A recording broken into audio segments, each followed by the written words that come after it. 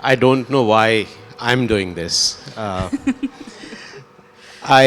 have to say that as I was listening to you, one of the things that I have benefited from is your bipolarity, because while we knew each other, I think our real conversation started after you disclosed what was going on, and I think I've just learned a lot from that experience. So not only was it your guru, I think it became mine. I don't even know where to start, but I was struck by the fact that you said that you've fought it now for 4 years. And was it all of this that you've been practicing, or is there any one thing? What would you attribute this period of time to? No, I think all of this has been happening for a long period of time. I don't think I started, let's say, on a Vedant journey saying, I'm going to solve my bipolarity by going to Vedant classes. I think I went to Vedant classes because I liked them. I did yoga because I liked it.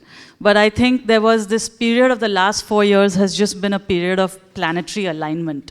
And I don't want to claim any credit for it, really. It's just that it's happened, and all of these, in the book I talk about 7 therapies that have helped. These 7 therapies really came together for me, all together, in that time, which earlier, something, I would try something, it wouldn't work, but this all kind of just happened together. Has writing the book taught you something? Well, the writing has given me tremendous clarity, self-awareness, and purpose. Now I'm a mental health advocate, and I think that's like potentially a mission for life. Did you right? see that as a possible, was that an objective when you were writing the book, or was it just supposed to be a memoir? No, I knew that it could be helpful for people. I knew that I was hoping that it could be helpful for people and that something good could come out of it. But I wasn't really clear until I got some sense of whether what I've written is resonating. I think as a writer, you just write, and it's only between you and your editor and the people who are reading the book. The people who are reading the drafts who are responding to it. But whether it's going to really help somebody who's going through these problems, or who's just reading it and consuming it without any agenda, and that I didn't really have an idea. Tell me about how the name came about. Yeah, I think it's this moment of acceptance, really, that there is a chemical problem, and I need to acknowledge that. That it's not something that's entirely solvable through other routes. So I wrote a poem in the book that's called Chemical Khichdi. I think maybe there was a little bit around that time of that Munna Bhai chemical locha going on, and so I think I got a little bit of inspiration from that film and looked at the Khichdi part. And what about these poems? They're kind of all over the book. And it's not just the writing, that the poems seem to be very intimately connected to you and this whole... You didn't talk about that. Where does it fit in? Is it part of self-help? Is it part of... No, I'm so glad you raised the poems, actually, because I always forget to talk about them, and yet I think people have liked them. So I think that they were written at the times when I'm the most emotional. Like if it's like, if my husband sort of sees me at sort of 6 in the morning and I haven't slept well, his question is, have you been writing poetry? So I think I thought that they capture the mood and the emotion best in the book. They were not written for each chapter. Just when I was writing each chapter, I have a bank of them, so I just went through and saw which one was most suitable for each chapter, and that's how I wrote them. But I thought they're most evocative and they're the most intimate out of any of the writing. This is something that I have wrestled with as I read the book and as I thought about you. You're immensely talented in terms of writing, speaking, poems. You had lots of outlets, and I'm not even sure I'm using the right words, but do you think that helped? And that not everyone, if somebody doesn't have those talents, are they going to not be able to do some of the things that you're talking about? I do think about that, because definitely the writing has been a huge gift to be able to express. I was just chatting with somebody who had a very tragic situation in mental health where somebody in their family did not have a similar outlet and it didn't end up so well for them. So I just think that, you know, I think all of us have to try and find a way to express ourselves. It could be through music, it could be through science, it could be through something. But I think some form of expression is really important. I also don't think that, you know, everybody needs to write and necessarily want to get published. You know, you can still write and not want to get published. I don't think when I write, I don't write my journal for it to get published. I just thought that there's no other way to tell my story without using the journal. Like, I just thought the journal brings the reader so much closer to my mind, which is what the intent really was. And also to make it interesting, frankly. Like, it's boring without, you know, these, I think the journal entries and the poems and things make it a more engaging form. And today people have less attention span, so I thought that, you know, that's more engaging. But I think anyone can write to just make themselves feel better. And to that point, do you ever feel that, or how do you feel from where you sit? As I read the book, I felt like all of us are mentally ill and we should be reading this book. Oh yeah, you know, the one thing I always want to say in my talks is, please, just because you have daily mood swings, don't think you're bipolar, okay? Like, just because you had a bad day at work, you're just annoyed with your boss, or you're unhappy with your wife or partner or husband or whatever, it doesn't mean like you're bipolar. It happens to like 1% of the population. So there are some specific symptoms and clinical diagnosis and assessments that need to happen. But truly, not to disrespect the condition, but isn't this book for everyone? I mean, if you look at those 7 therapies, it would apply to any serious or mild illness. Yeah. It is for everyone, and I think that the most interesting feedback I've got is from people who have just read it because they wanted to just read something that was interesting and on mental wellness, and they just want to have, you know, feel happier. So I hope it is relatable. There obviously, you know, we all come from a background where we are all quite privileged, so some parts of it may not be relatable to everybody, but yeah. What did your family think of the book? I don't think my mom's read it. I don't think my father's read it. Amit has read them. My husband has read the manuscript quite a lot.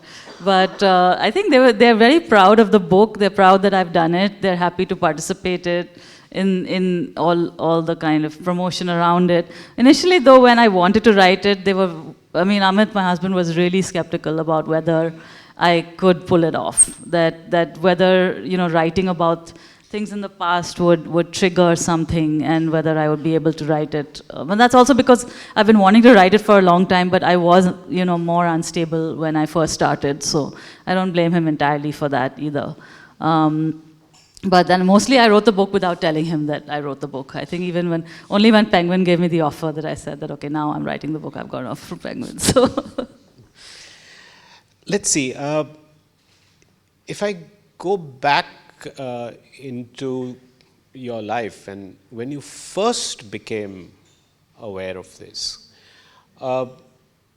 what should one look for in our own lives if we are sort of starting to allow ourselves to slide into that situation? Are there indicators? For anything, I would say, you know, again, I always hesitate before making any sort of diagnosis because I'm not a trained therapist, and my father-in-law tells me, Aparna, before you do any talk, please tell people that you cannot provide a diagnosis because we get lots of questions.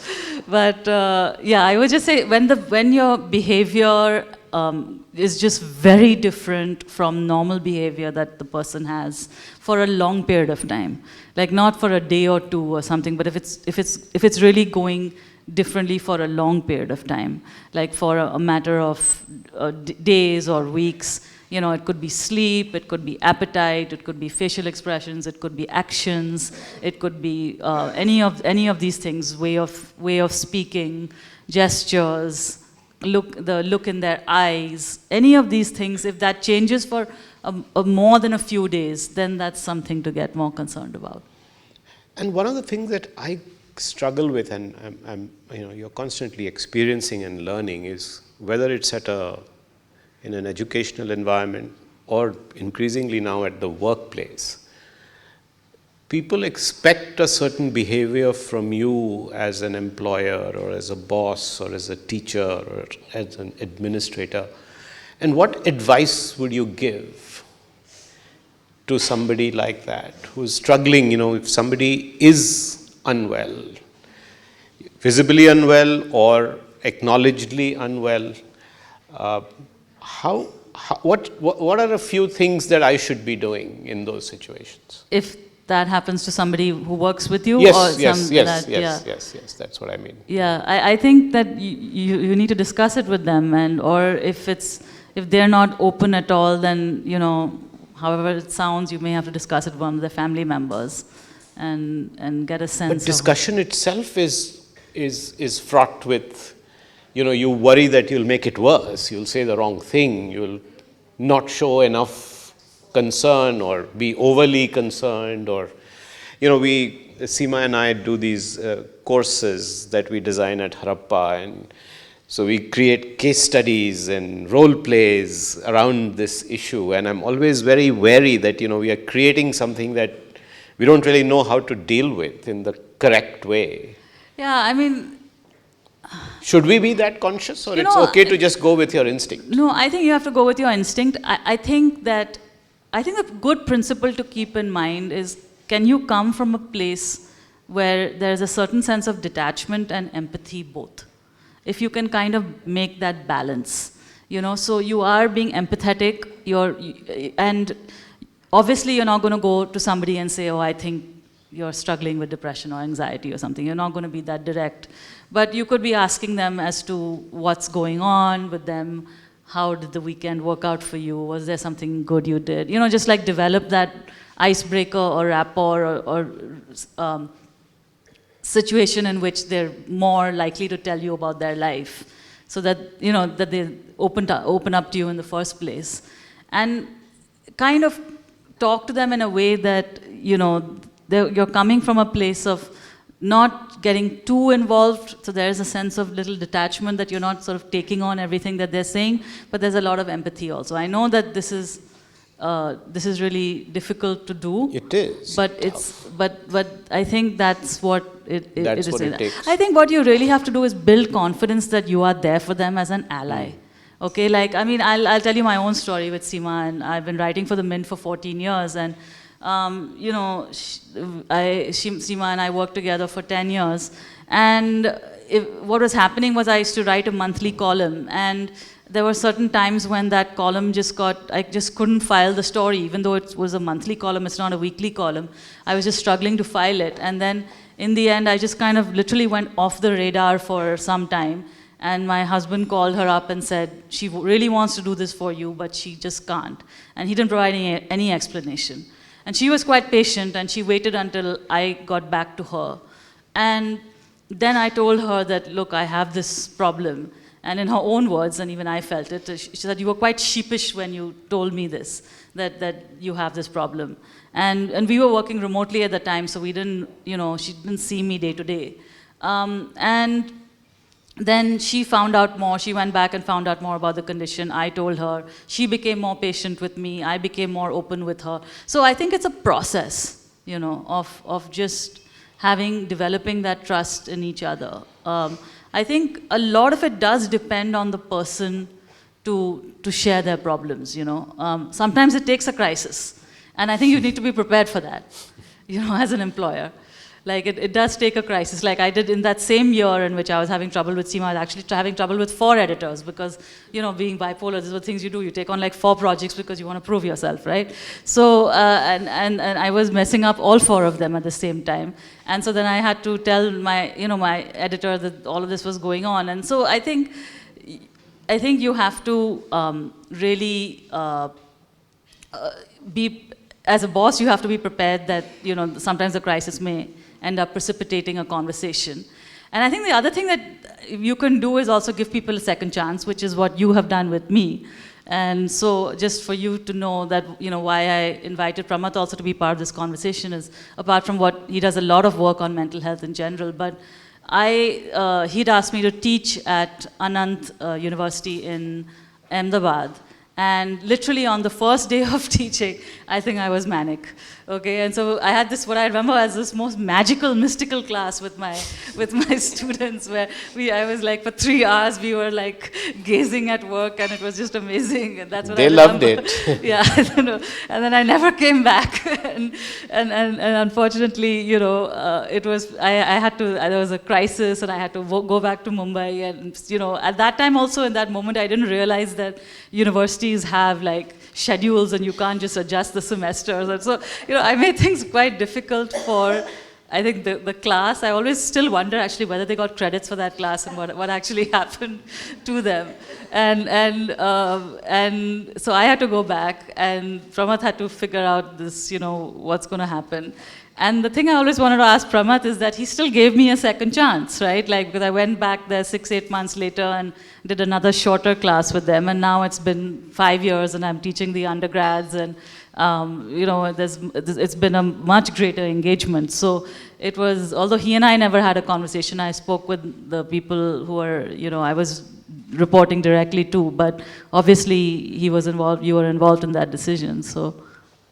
Yeah, well, when they first told me that you were not coming back, I panicked. Yeah.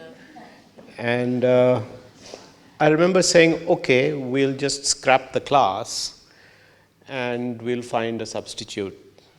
And of course, that was a big challenge in the middle of the semester. But I don't know if you remember, you called back and you said, listen, but I want to teach this class. And I was like, wait, but you just left. And I think around that time you disclosed to me, and of course... No, actually I had disclosed to you the year before we started. I had told you. Oh yeah, you. you had it was because no, but it was cryptic. It was cryptic, but yeah, it was... this was the same sheepish, cryptic, something will happen to me. I'm like, yeah, okay, no, but there was a disclaimer. By 2017, bipolarity was on my resume, okay? So I literally, if I was working with a new boss, I would say, I would like you to know that I'm bipolar and something may happen. Please be prepared. Now, I don't think any boss thinks that that the bomb may actually explode. Yeah, I thought you were making it up. I mean, you come across as so, you imagined that you were bipolar or something.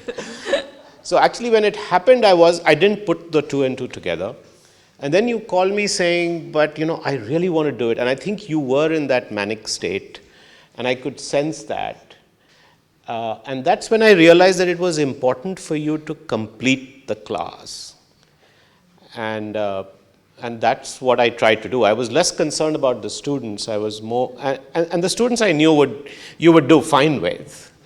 But I did want, my first thing was that it was important for you to complete the class, and I thought that would help the situation. So I was coming from there. Honestly, I'm being quite candid. I don't even know if we gave them credit or not. Yeah. But I think bringing you back for me was getting you closure. Otherwise, you were getting very angsty that you weren't completing the class. And I said, don't worry, whenever you're ready, we'll complete the class. And I think that's what ended up happening. Yeah, but you're right. I mean, I did it out of instinct, but it's a big lesson to me, that incident. And now, of course, we have you as a prized faculty member for 5 years. So. But the class is quite fun, by the way. It's called Netflix and the Art of Design Writing. So it's a fun class.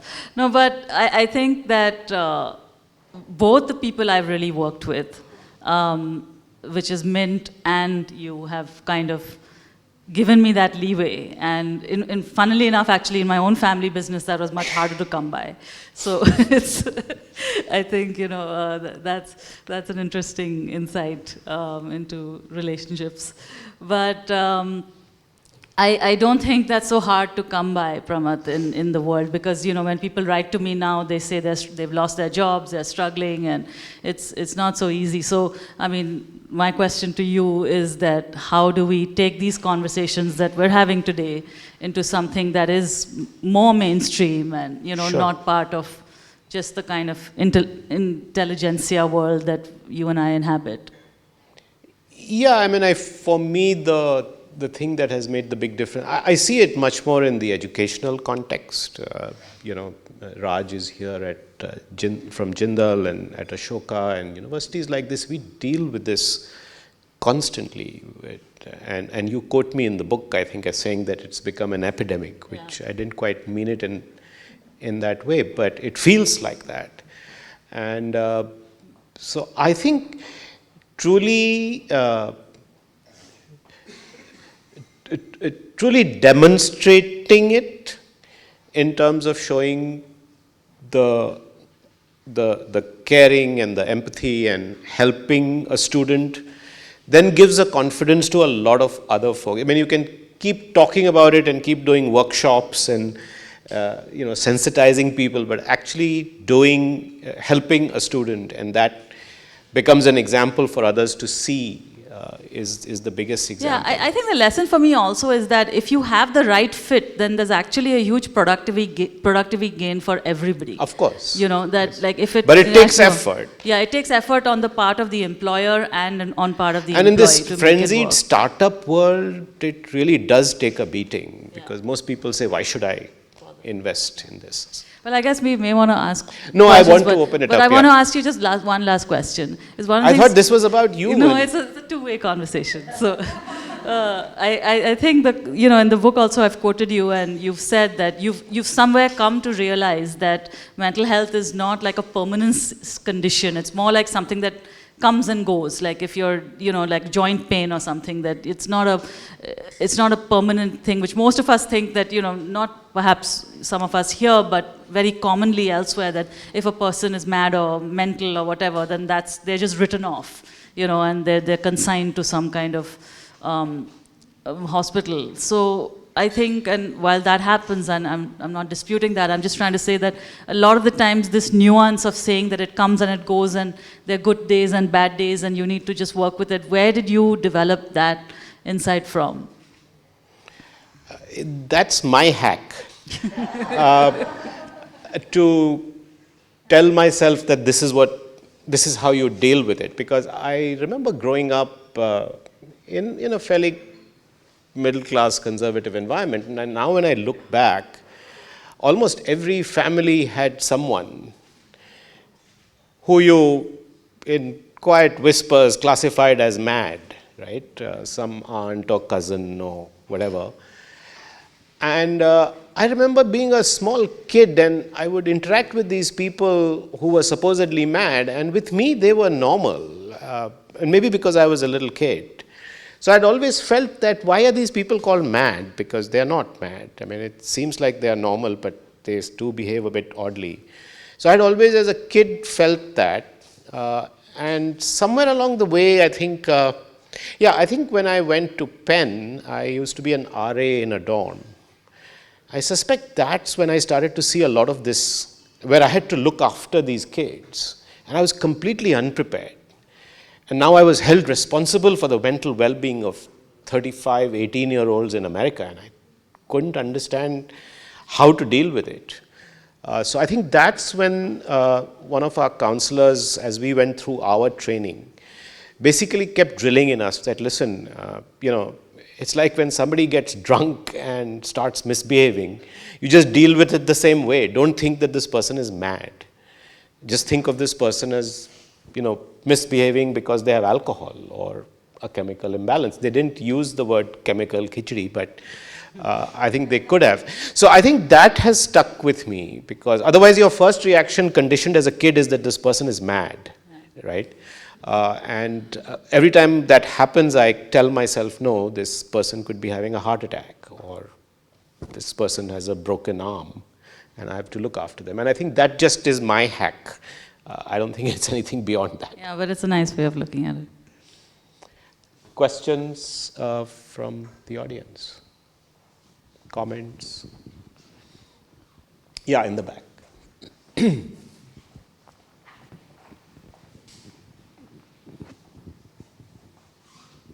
Hello, hi. I agree to what you've said about mental health, right? So I've had anxiety for the last 7, 8 years, for instance, and I have seen so much value come out of it. I kickbox, I play squash, I paint, I meditate, and I'm the laziest person on earth, to be frank. I wouldn't do any of this if I didn't have anxiety, because I push myself every single day. My anxiety is such that it gives me a lot of body pain. So to get out of it, every single day I do whatever it takes to kind of, get out of it. But it's helped me so much. I've become more of an extrovert because I meet people, because meeting happy people around makes me feel better, or going for an exercise session makes me feel better. So I do see that there are a lot of cons to it, but I also see the pros to it, and that's why anxiety in certain ways has also been my guru, and I totally kind of feel you when it comes to this. And I also feel that anxiety is something which, if you have allies, right, if you have people who really understand you, it's not a big deal, right? It's something that you can live with your whole life. And thanks for sharing this on this forum. Thanks, because people still don't talk about it that openly. It's not something that people understand that easily. So thanks for bringing us all together to talk about it and making people understand the same. Thank you. Thank you for sharing that. Thank you. Yes, sir. Hi. It was wonderful to listen to you speak. Really looking forward to your talk at the festival. I think we made a good choice. So yeah, I just wanted to say that a couple of things actually. I feel that the book that you've written is a cultural moment, in the sense that, somebody in the public eye to come out and talk about a vilified or stigmatized or a much feared mental health condition so openly, it is going to create a very powerful ripple effect. Hopefully, we're all hoping for it, And the reasons are that, first of all, it destigmatizes the condition, because we know that in India there's a lot of fear associated with any diagnosis. And there's this belief that people, in the throes of a breakdown are irrational, and they're looked at as irrational and insane beyond the episode as well. So if you look at you, for example, you totally, break the myth, right? There's also this fact that coming up with a book that says that it's possible to thrive even when you have a diagnosis such as bipolar, which you've already mentioned. It's in the category of big daddies like schizophrenia, bipolar together, like death sentence. It instills a lot of hope in a lot of people who have a diagnosis. And people with bipolar disorder are usually, I think there's over 50% of people with bipolar disorder commit suicide despite getting medical attention, simply because there's such less understanding about the condition. So in that way, you're really, you bring in a lot of hope.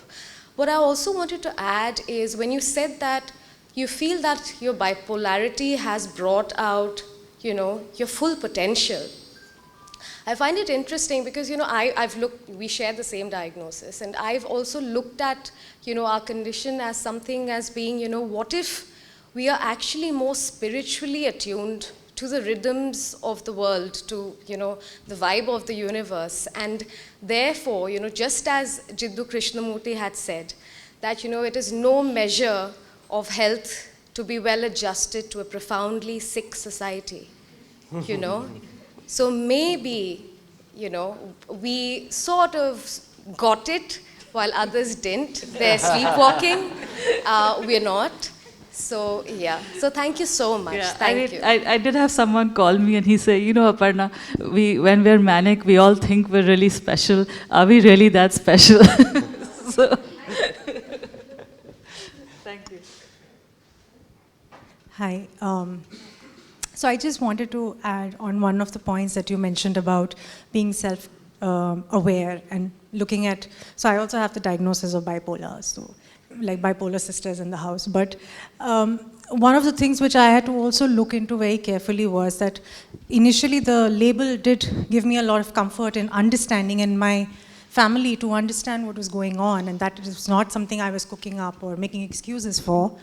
But something to also later on be very cautious of is that you also land up, your own identity becomes synonymous to the label, right? And I had to tell this to my psychiatrist again and again, that you either say my name or you say bipolar, it's become the same. Any change of expression on my face, anything, it would just, your family would look at you waiting if something is going on. So I said, there are two poles, and you keep looking at me in the poles, but there is an entire journey that this pendulum is taking. What is happening in between that? And so that is something I feel that, we should also be very aware of, and being self-critical and looking at what the diagnosis label is also doing to oneself. Yeah, Thank you. Absolutely. Like in the book, I say that, I think being a hopeless cook is probably a bigger bigger part of my identity than being bipolar. But the only thing that will address that from your family's point of view, really, is the gap between your, episodes. Is if that, the longer that is, the less that label is likely to stick. Frankly, that's the only thing. I think somebody in the back. Yeah.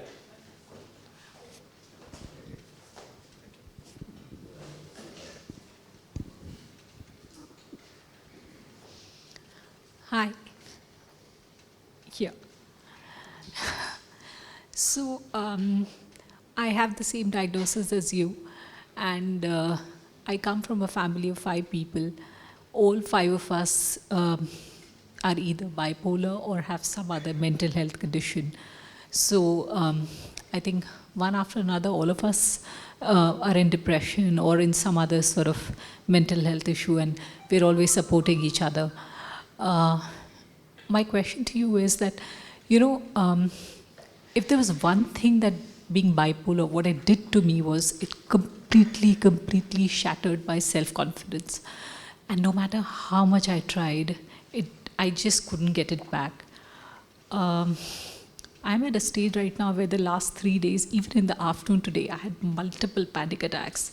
And I've managed to just get myself up from the bed and come here just because I wanted to listen to you. I wanted to hear it from someone who's gone through this and who could probably tell me how I could get my confidence back. Because I fundamentally believe there's no problem with the capability, there's no problem with anything else. It's just self-confidence. And it's only when you go through this disease that you realize what is the meaning of something as simple as that. Yeah. Well, first of all, thank you so much for coming here, and I hope it was helpful and worth your time to be here. I think the thing is that even I have gone through these times of just literally like have such feelings of low self-worth that really I was willing to take my own life. So I think that and there was no reason for that. It was all something that I constructed in my head, right? So it was not something that anybody was telling me or the outside world was telling me. It was just what was going on inside my head. I think you really just need to start small and start somewhere, and it could be doing something physical activity is really, really important because it just gives you structure in the day, gives you a reason to get out of bed. If you have someone to do that physical activity with, that's even better. I can imagine your home situation is very challenging when there are more than one person who's managing has some mental health conditions, but maybe just find some allies in your life who can help you with that. That's really, really important to just start feeling better. And when you want to build your self-confidence, you can start in just whatever small way it is. And for me it was through writing and starting somewhere. Literally, like when I would start initially in that, I think 14 years ago, I was like, what am I even writing about? Who's ever going to read this? Where is it going to go? There's nothing coming out of it. I'm not earning anything. Like all of these, there were so many doubts in my mind. And these doubts will always be there whenever we start doing something. But what you're doing is picking yourself up. I remember going to my Harvard Business School reunions, and people were just like CEOs and investors, and they're just talking in millions of dollars, and here I am writing a monthly column on design and architecture in a business newspaper. Like it just seemed so like they didn't even understand what I'm talking about. So but start somewhere. And I used to reach out to friends who were journalists and who could understand what I was doing, and they said, don't worry, it'll go somewhere, it will finally get there. So be patient with yourself and just make a beginning in something that you like doing, that is important. And also just reach out with friends, make it a practice to meet up with them. Like I have a book club, I have a writers club. They gave me a lot of confidence. So I needed a lot of validation. 10 years ago. I needed I might seem like a super confident person now talking about being bipolar in the open, but it's been a journey of, like with any kind of story that might seem like a success. No, it's the tip of the iceberg, right? Below all of that, nobody sees all the despair and all the questioning and the self-doubt that happens. But start doing something that you love. And whatever it is, you can start with, it doesn't have to be a professional occupation. It could be gardening, or watering the plants, whatever it is, and find that joy in that. And start with that and start slowly, and it will go somewhere. Thank you so much. And I'm also always available to connect. You can find me very easily. Yeah, Hi, Aparna. Hey, guys. I had an opportunity to work under Aparna for about a year. It's been long back, 13 years. So I took this opportunity to come over here and just say a big appreciation to you for taking this out to people.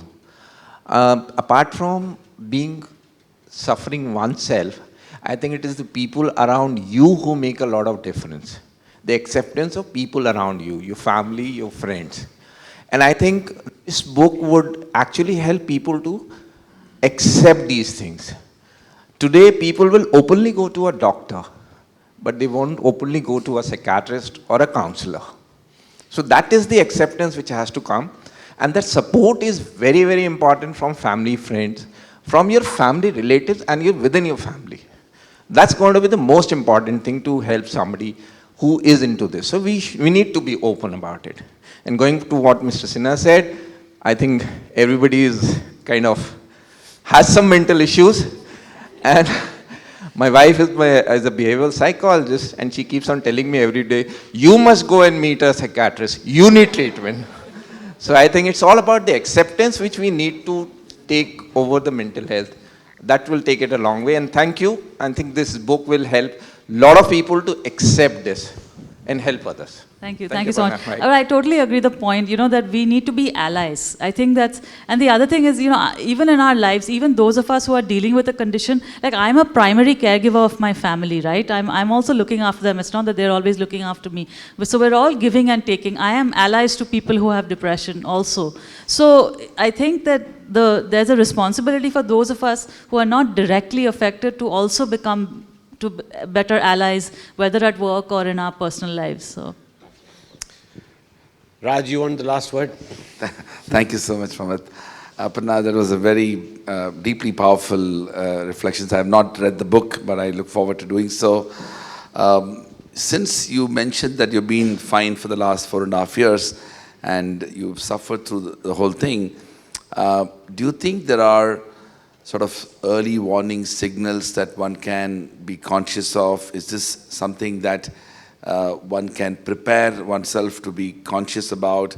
Because today, if you look at the world of healthcare, there's a lot of talk about preventive mechanisms and early warning signals. So is this something that one can, one can have some indications about it and then take measures? Or are there internal ecosystems that can be created or better suited for reducing risks associated with it? Is that possible even? Yeah, I mean, to me, it's kind of just all of a sudden happened, but I think we use the word triggered so easily now. I think that, even my 11-year-old son, and they all say, oh, you're getting triggered, you need counseling, So I think people also have gone to the other extreme of using mental health language very freely. Like I just said, in the West, they use the term behavioral health now. They don't even say mental health. It's a complicated word, which is why I didn't use it in the book anywhere.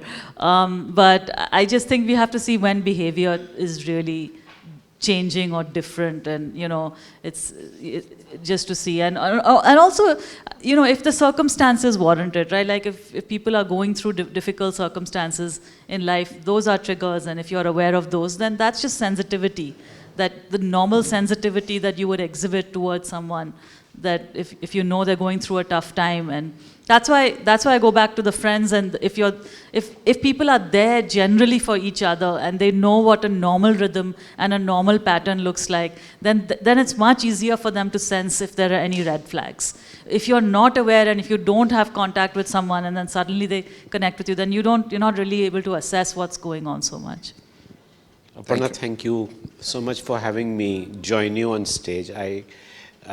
Not saying this because this is just good form as your conversation partner to say, but I'm deeply moved by the book. I think you sent it to me or I picked it up, I don't remember. You got it before me on Amazon. Yes, and I just, it's a strange book to say this about, but it was unputdownable. I just went through it. And I think a lot of people have echoed this. I don't know if you realize what a great service this book could be for people who read it. My whole understanding grew exponentially. And I think it has really changed my way of looking at things. I'm sure it does that for a lot of people. Somebody talked about acceptance. So I'm really privileged, and I'm not saying this to flatter you, but I think it takes amazing courage to do what you've done. Thanks, so Pramath. thank you for writing the book on all our behalfs.